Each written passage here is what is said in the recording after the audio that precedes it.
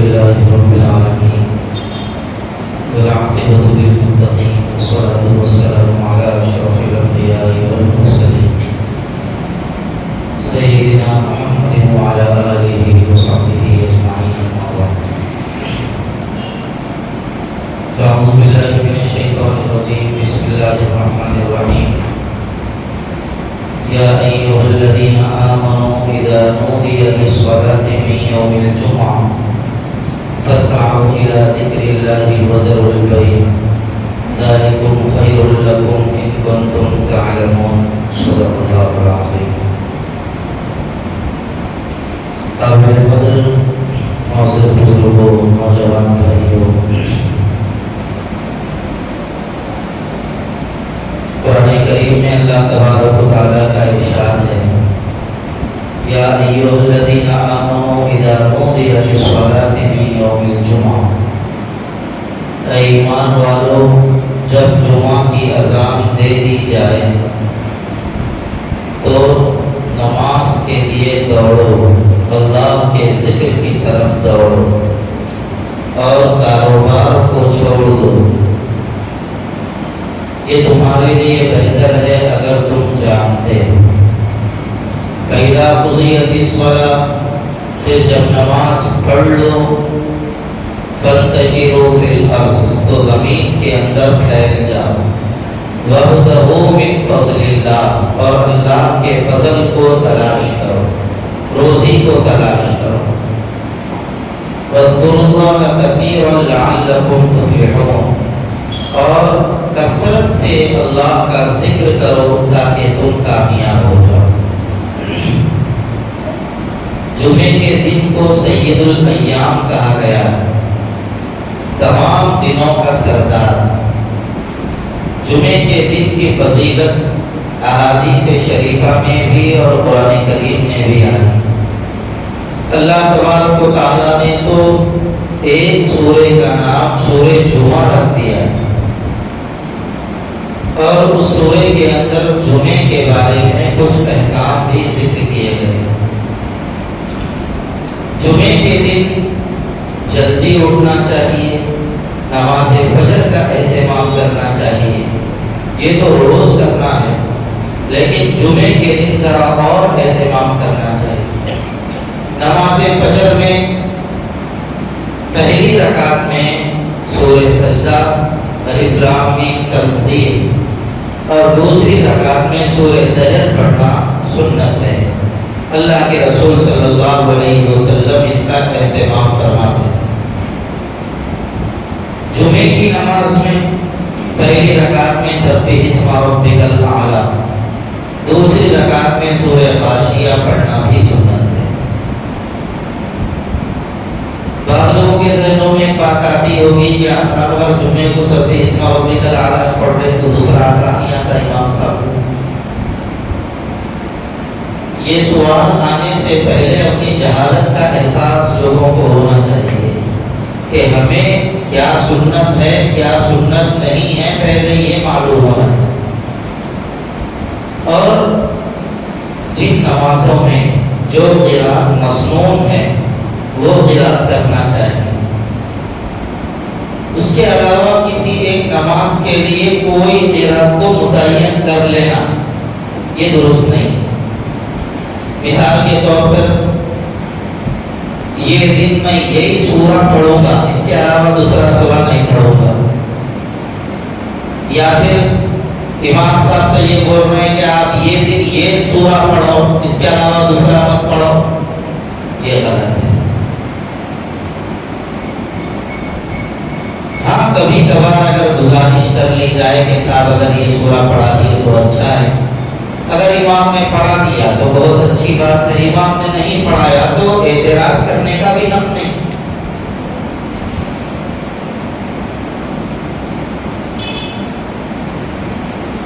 جمعہ کے دن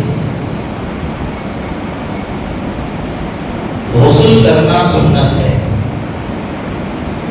حضور اکرم صلی اللہ علیہ وسلم بڑے اہتمام کے ساتھ جمعہ کے دن غسل کرتے تھے۔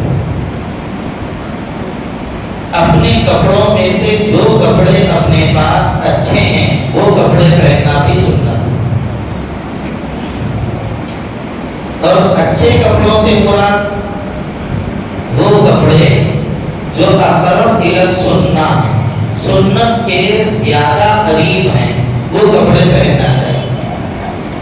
جمعہ کے دن بھی صاحب کوئی ٹی شرٹ جینس ڈال لے کے آ رہے ہیں، ادھر پھٹا، رانوں پہ پھٹا، گھٹنوں پہ پھٹا ہوا ہے، رانوں پہ پھٹا ہوا ہے، ویسے دال نہیں پھر نہیں آ جا رہا ہے، یہ چیز صحیح نہیں۔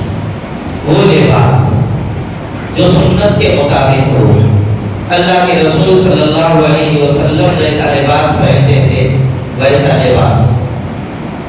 ایک دور تھا ہمارے شہر میں بھی بڑی تعداد میں لوگ جمعہ کے دن کرتا پائجامہ پہنتے تھے، سر پہ ٹوپی لگاتے تھے، کم سے کم وہ ایک دن تو مسلمان نظر آتے تھے، لیکن رفتہ رفتہ وہ مزاج بھی ختم ہو گئے اور لوگ اپنے دل میں جو آیا وہی پہن گئے۔ اس لیے جمعہ کے دن تو کم سے کم مسلمانیت والا لباس اختیار کرنے کی کوشش کرو۔ اگر خوشبو میسر ہے تو ایسی صورت کے اندر خوشبو بھی لگانا چاہیے، ادھر لگانا چاہیے۔ جمعہ کے دن سب جگہ پیسے خرچہ کرتے، یہ خرید لیے، وہ خرید لیے، وہ ہونا، یہ ہونا، ادھر ادھر سب۔ مسلمانوں کا ایک بڑا طبقہ ہے خوشبو نہیں خریدتا ہے، ادھر نہیں خریدتے، ادھر لگانے کا اہتمام کرنا چاہیے۔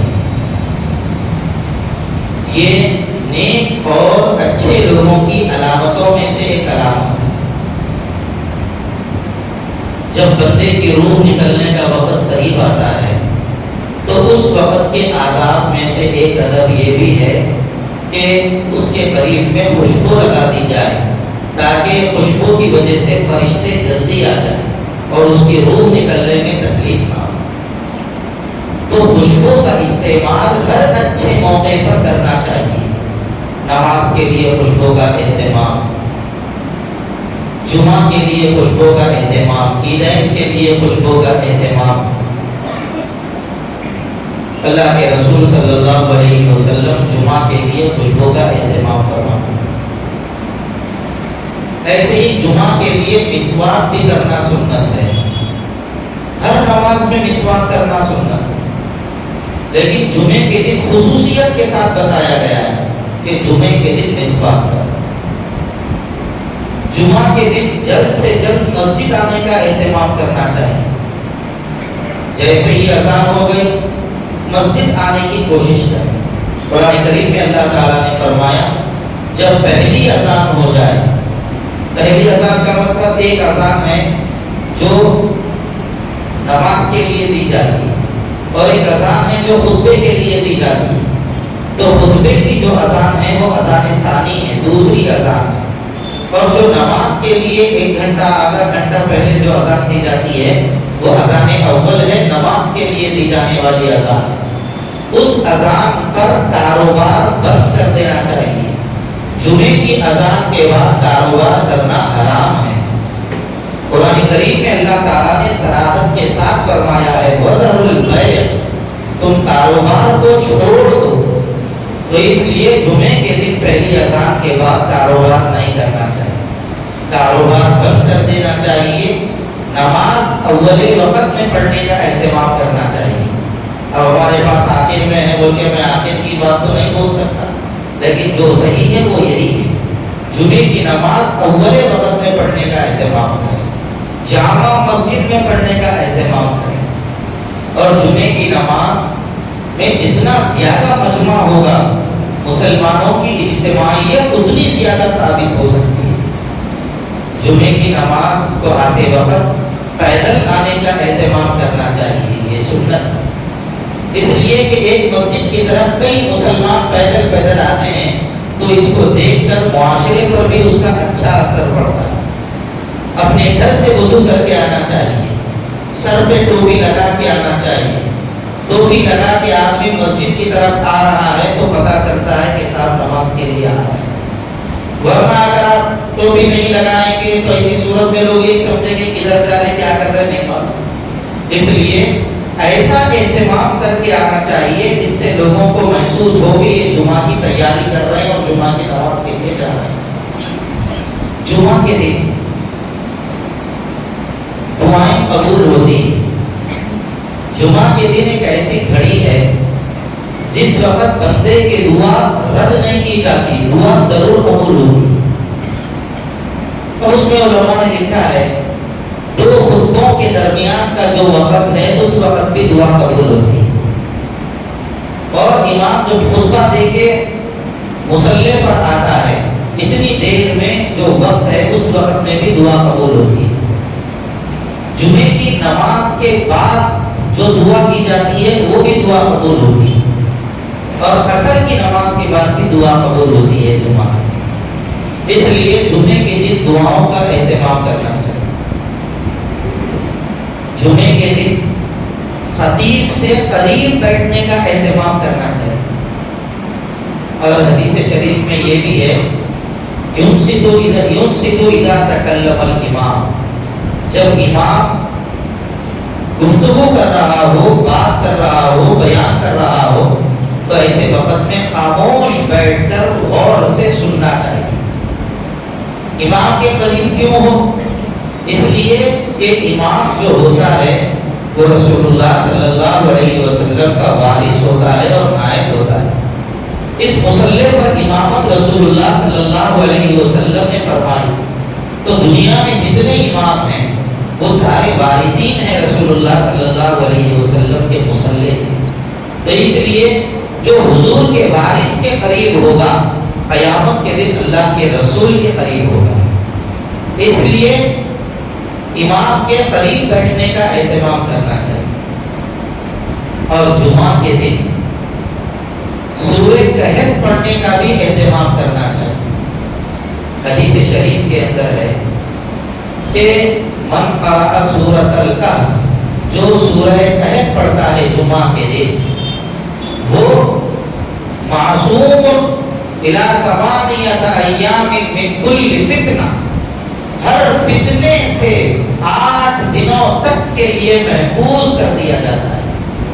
اس جمعہ سے لے کے آئندہ جمعہ تک جتنے فتنے ہیں ان تمام فتنوں سے آدمی محفوظ رہتا ہے، یہاں تک کہ اذا خرج الدجال عصم منہ، حدیث میں ہے اگر دجال بھی نکل کے آ گیا تو جو جمعے کے دن سورہ کہف پڑھا تھا اس کی برکت کی وجہ سے دجال کے فتنے سے بھی آدمی محفوظ رہے گا۔ اس لیے جمعے کے دن سورہ کہف کا اہتمام کرنا چاہیے۔ آدمی ہر فتنے سے محفوظ رہے گا، دجالی فتنوں سے بھی محفوظ رہے گا، یہاں تک کہ دجال سے بھی محفوظ رہے گا۔ جمعہ کے دن عصر کی نماز کے بعد اسی جگہ پر بیٹھ کر اللہم صلی علی سیدنا محمد النبی الامی وعلی آلہ وسلم تسلیما، یہ درود شریف پڑھنے کا اہتمام کرنا چاہیے 80 مرتبہ۔ جو یہ درود پڑھتا ہے اس کے پچھلے 80 سال کے گناہ معاف کر دیے جاتے ہیں، اور آئندہ 80 سال کے گناہ بھی معاف کر دیے جاتے ہیں۔ علماء نے فرمایا ہے صغیرہ گناہ معاف کر دیے جاتے ہیں، اور اس کا ایک مطلب یہ ہے گناہوں سے محفوظ کر دیا جاتا ہے، گناہوں سے بچنے کی اس کو توفیق مل جاتی ہے۔ جمعہ کے دن اور ایک کام جو کرنا ہے وہ ہے کثرت سے رسول اللہ صلی اللہ علیہ وسلم پر درود شریف پڑھنا۔ حضور علیہ الصلوۃ والسلام پر جو کثرت سے درود پڑھے گا قیامت کے دن وہ رسول اللہ صلی اللہ علیہ وسلم سے قریب ہوگا، اور درود وہی پڑھتا ہے جس کے دل میں رسول اللہ صلی اللہ علیہ وسلم سے محبت ہوتی ہے۔ حضور نے فرمایا اکثروا علی الصلاۃ من یوم الجمعہ، جمعہ کے دن میرے اوپر کثرت سے درود پڑھو، یہ اللہ کے رسول صلی اللہ علیہ وسلم کا ارشاد۔ اور ہم جو کچھ ہیں وہ رسول اللہ صلی اللہ علیہ وسلم کا طفیل ہے، تو ہماری بھی یہ ذمہ داری ہے کہ ہم رسول اللہ صلی اللہ علیہ وسلم پر کثرت سے درود شریف پڑھنے کا اہتمام کریں۔ جمعہ کے دن 1.25 لاکھ مرتبہ درود پڑھنے کا اہتمام کرنا چاہیے۔ اتنا نہیں ہو سکتا تو آخر سورت کے اندر اس ہفتے سے لے کر اس ہفتے تک، یعنی یہ جمعہ سے لے کے آئندہ جمعے تک میں 1.25 مرتبہ درود پڑھ لوں گا اور جمعے کے دن رسول اللہ صلی اللہ علیہ وسلم کی خدمت میں پیش کر دوں گا۔ اس کا ہمیں اہتمام کرنا چاہیے، کریں گے انشاءاللہ۔ ہم سب حضور کے غلام ہیں اور آقا کا ہمارے اوپر حق ہے۔ اگر ہم اتنا بھی نہیں کر سکے تو ہم کیا منہ دکھائیں گے رسول اللہ صلی اللہ علیہ وسلم؟ اس لیے اگر اتنی تعداد ہماری پوری نہیں ہو رہی ہے کوئی مسئلہ نہیں، یہ تعداد فرض واجب نہیں ہے، لیکن محبت کا تقاضا ہے، محبت کا تقاضا ہے، اور محبت جس کے اندر ہوتی ہے وہ محبوب کا نام لیتے ہوئے ہمیشہ خوش ہو جاتا ہے۔ آج ہم لوگوں کے پاس ہر چیز کے لیے وقت ہے،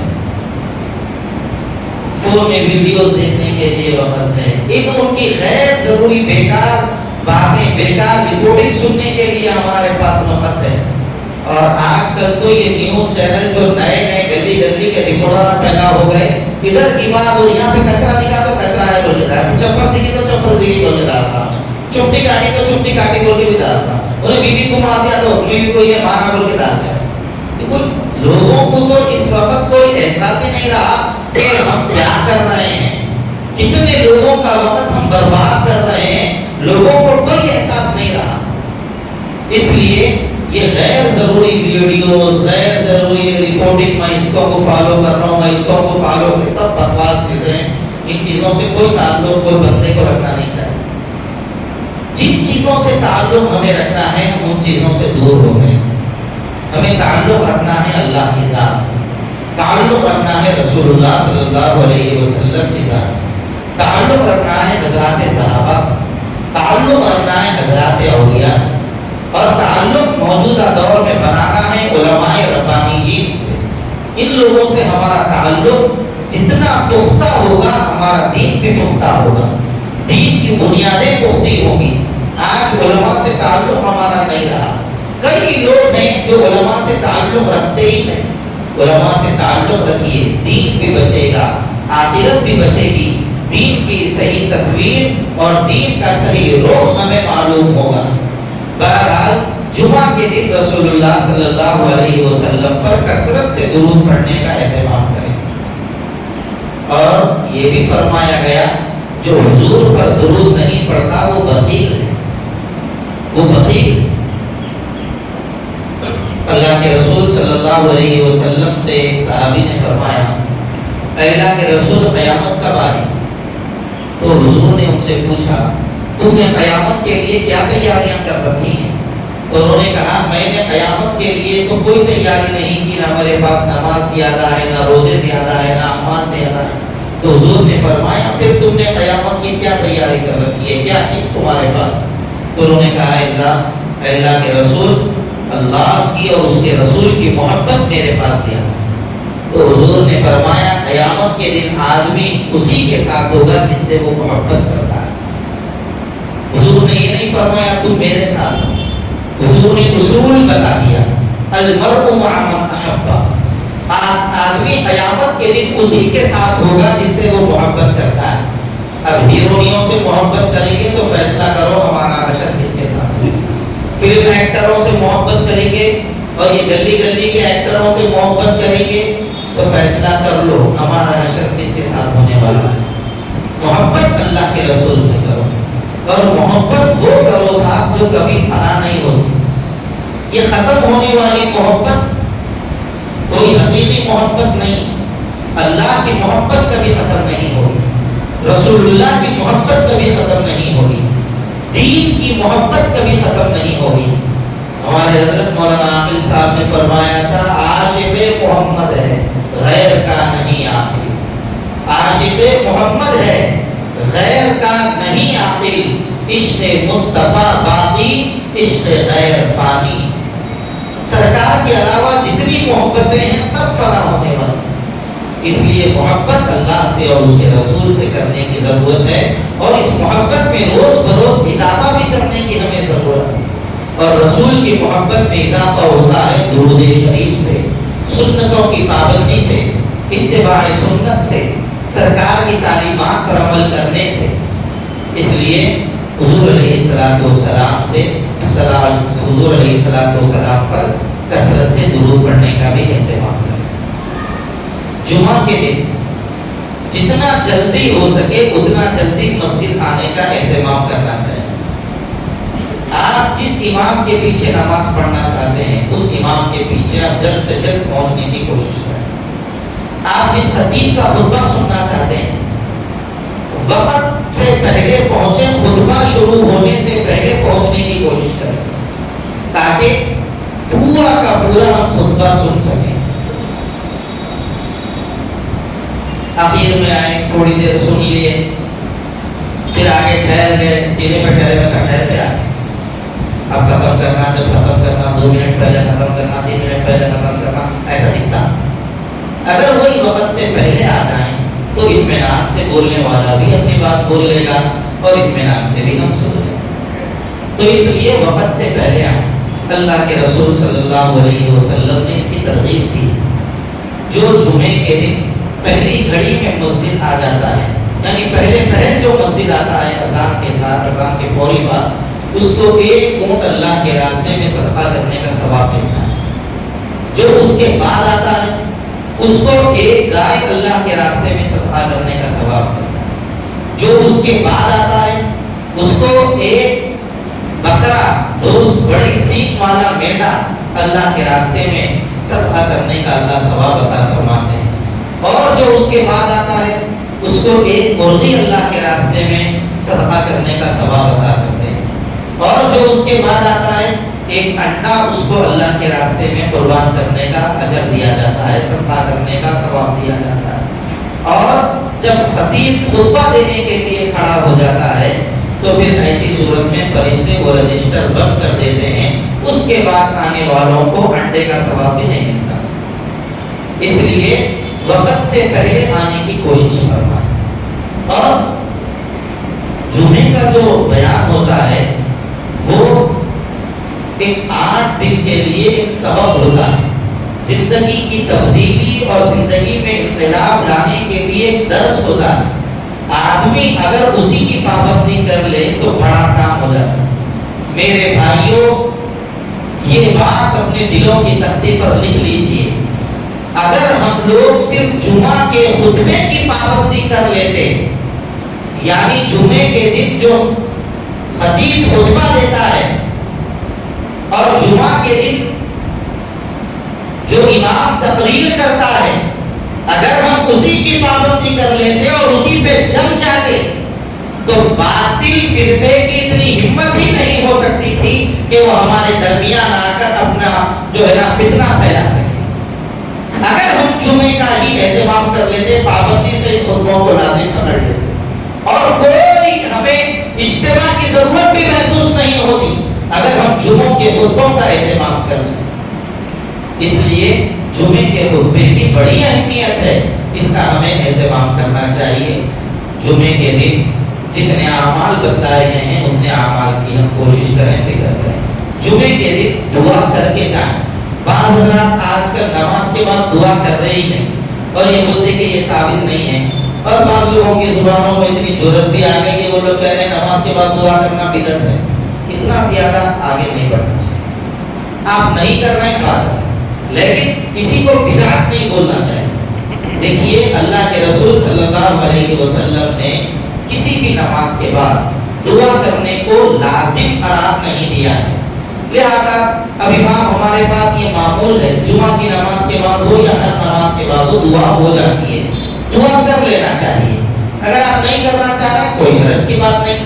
اگر امام صاحب کسی دن کسی نماز کے بعد دعا نہیں کرے تو بھی ایسی صورت میں کوئی مسئلہ نہیں، اس لیے کہ یہ کوئی ضروری بھی نہیں ہے. اگر دعا نہیں ہوئی تو ایسی صورت میں شور کرنا، ہنگامہ کرنا ایسا کوئی ضروری نہیں ہے. دعا کسی وقت اگر نہیں ہوئی تو بھی چلے گا. حرمین میں دعا نہیں ہوتی ہے اور آپ باہر سعودیہ میں دیکھیے کسی مسجد میں دعا نہیں ہوتی ہے، لیکن وہاں دعا نہیں ہوتی ہے لہذا یہاں بھی دعا نہ ہو ایسا ضروری نہیں ہے. اللہ کے رسول صلی اللہ علیہ وسلم نے دعا فرمائی ہے، لیکن حضور علیہ السلام نے ضروری قرار نہیں دیا ہے. اس لیے دعا کر لینا چاہیے. لیکن بعض لوگ کہتے ہیں یہ ثابت نہیں ہے، لیکن نہیں کرو یہ بھی تو ثابت نہیں ہے، نہ تو کرو حضور یہ بھی تو نہیں بولے نا. جب اگر حضور علیہ الصلوۃ والسلام صراحت کے ساتھ یہ بولتے کہ دعا مت کرو نماز کے بعد، تو اتنی زیادہ سختی برتنی چاہیے تھی. جب انکار نہیں ہے اللہ کے رسول صلی اللہ علیہ وسلم کا، تو کبھی کر لینا چاہیے کبھی نہیں کر لینا چاہیے، دونوں گنجائش رکھتی ہے اللہ کے رسول صلی اللہ علیہ وسلم نے. لہذا کرے تو کرو، کیسا نہیں کرے بول کے بھی نہیں لڑنا چاہیے، اور کیسا کرے میں کرتا ہوں نہیں ہاتھ رکھ لے کے بیٹھتے امام کی دعا ہونے کے بعد اپنی دعا کرتے. اتنی بھی سختی اچھی چیز نہیں ہے. دین کو اعتدال سے سمجھو، دین کی بنیاد کو سمجھو. ہم لوگ اب کیا کر لیے معلوم، یہ اوپر کی باتوں کچھ دن سمجھ کے بیٹھ گئے اور اسی کے اوپر چل کے یہ سمجھ رہے ہیں میں دیندار، میرے سے بڑا کوئی دیندار نہیں. اس کو دین نہیں بولتے. فرائض پر جم جاؤ، فرائض کے بارے میں سختی برتو، یہاں جائز بھی ہے تمہاری سختی برتنا. اور دوسرے جو مستحبات ہیں، دوسری جو چیزیں ہیں جزئیات ہیں، ان کے اندر سختی برتنے کی ضرورت نہیں ہے. بہرحال جمعہ کے دن دعاؤں کا کثرت سے اہتمام کرنا چاہیے اور اللہ کے ذکر کا بھی کثرت سے اہتمام کرنا چاہیے. دعائیں قبول ہوتی ہیں، دعائیں کرنا چاہیے. ایک گزارش آپ لوگوں سے اس موقع پر یہ بھی کرنی ہے، بہت سارے لوگ اس وقت اپنے بچوں کے اسکول کا اور کالج کا انتخاب کر رہے ہیں. ہمارے بچے کو کون سے اسکول میں ڈالنا ہے، کون سے کالج میں داخل کرنا ہے. تو اس سلسلے میں بنیادی بات یہ ذہن میں رکھ لیجئے، آپ ایسے کالج میں یا ایسے اسکول میں اپنے بچوں کو داخلہ مت دلوائیے جہاں پر جا کر آپ کے بچوں کے اخلاق اور یا ایمان خراب ہو جاتا ہو. اخلاق خراب ہو جائیں یا ایمان خراب ہو جائے، ایسی جگہ پر اپنے بچوں کو داخلہ مت دلوائیے. آپ کو معلوم ہے کہ یہاں کا مینجمنٹ غیر مسلم ہے، تو اللہ کے واسطے اپنے بچوں کو مت داخلہ دلوائیے. چاہے تعلیمی معیار تھوڑا کم ہو لیکن ایمان بچ جاتا ہو، ایسی جگہوں پر اپنے بچوں کو داخلہ دلوائیے. جہاں پر لڑکے اور لڑکیاں ایک ساتھ تعلیم حاصل کرتے ہوں، چاہے وہ نرسری ہی میں کیوں نہ ہو، ایسی جگہ پر اپنے بچوں کو داخلہ مت دلوائیے. چوتھی جماعت سے بچہ عاشقی شروع کر دینا، یہ غلط مزاج ہم لوگوں کے اندر پیدا ہو رہا ہے، بچوں میں پیدا ہو رہا ہے. اس لیے اللہ کے واسطے شروع ہی سے ایسے اسکولوں میں داخلہ دلوائیے جہاں پر لڑکیوں کی تعلیم الگ ہو، لڑکوں کی تعلیم الگ ہو. تعلیم کے نام پر ایمان بھی کبھی لٹ رہا ہے، اخلاق بھی لٹ رہے ہیں. مثالیں آپ کے سامنے تازہ ہیں. اس لیے اس چیز کو بنیاد بنا کر اپنے بچوں کو اسکولوں میں داخلہ دلانے کے سلسلے میں کوشش اور فکر فرمائے. اللہ سے علم و عمل کی اپنے کرم سے توفیق عطا فرمائے. وآخر دعوانا